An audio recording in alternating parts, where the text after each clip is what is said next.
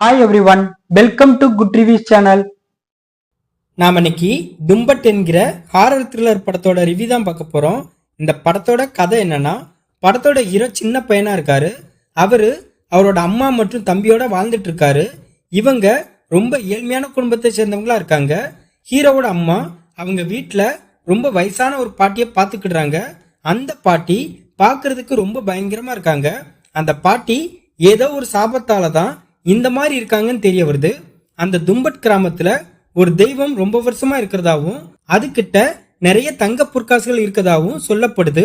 அதோட பசிய தீத்தா தங்க காசுகளை அது கொடுக்கும். இந்த விஷயத்தை தெரிஞ்சுக்கிட்ட ஹீரோ சின்ன பையனா இருக்கும் போதே அந்த இடத்துக்கு போக ட்ரை பண்றாரு. பட் அவங்க அம்மா அவனை அந்த இடத்துக்கு விட மறுக்கிறாங்க. ரொம்ப வருஷம் கழிச்சு மறுபடி ஹீரோ அந்த தும்பட் கிராமத்துக்கு வராரு. அந்த தெய்வத்துக்கிட்ட இருக்கிற தங்க பொற்காசுகளை பறிச்சாரா இல்லையா, அந்த தெய்வத்தோட பசிய எப்படி ஒவ்வொரு வாட்டியும் சரி பண்ணாரு, கடைசியா ஹீரோவோட லைஃப்ல என்னென்ன சம்பவம் நடந்துச்சு, இதுதான் இந்த படத்தோட கதை. இந்த படத்தோட பிளஸ் படத்தோட ஸ்டார்டிங் சீன்லயே படத்தோட கதைக்குள்ள நம்மளை கொண்டு வந்திருந்தாங்க. படத்தோட ஹீரோ சின்ன பையனா இருக்கும்போது அவங்க வீட்டுல ஒரு கொடூரமான பாட்டி வாழ்ந்துட்டு இருப்பாங்க.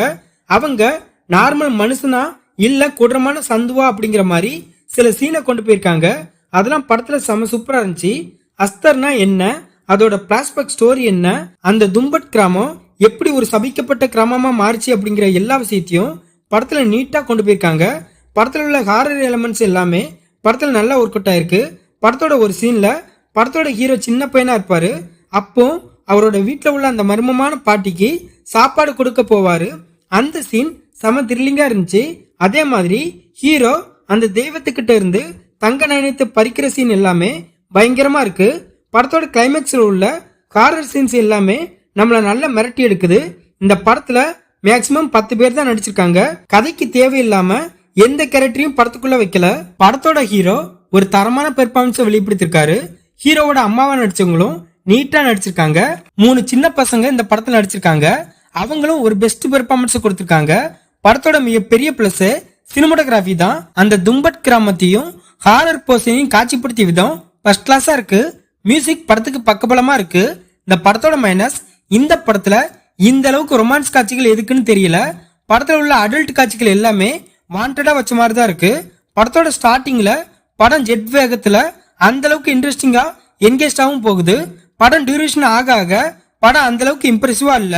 படத்தோட செகண்ட் ஹாஃப்ல இன்னும் சில இன்ட்ரெஸ்டிங்கான எலமெண்ட்ஸ் வச்சிருக்கலாம். ரகி அனில் இந்த படத்தை டைரக்ட் பண்ணிருக்காரு.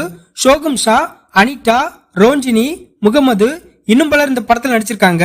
மொத்தத்துல இந்த படத்தை பார்க்கலாமான்னு கேட்டா, ஒரு ஆவரேஜான ஹாரர் த்ரில்லர் மூவி பார்க்க நினைக்கிறவங்க இந்த படத்தை பார்க்கலாம். இந்த வீடியோ பிடிச்சிருந்தா லைக் பண்ணுங்க, ஷேர் பண்ணுங்க, சப்ஸ்கிரைப் பண்ணி சப்போர்ட் பண்ணுங்க. Thanks for all.